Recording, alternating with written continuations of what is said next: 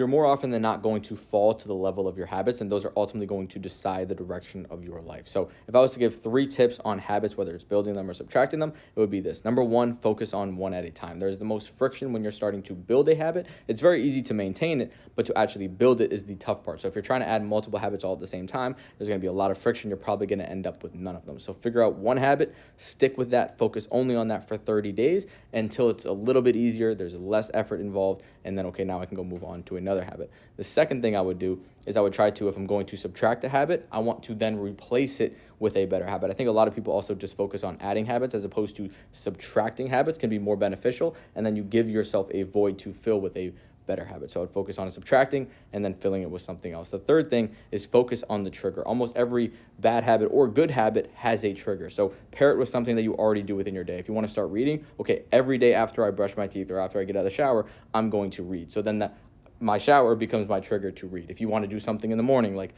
meditate, whatever, when I get up, I'm immediately, the first thing I'm going to do is the habit that you guys are trying to do. So try to figure out which trigger in the day or what time of the day or what thing's going to lead to the habit that you are trying to, and then constantly pair those two things together. That's going to strengthen the habit.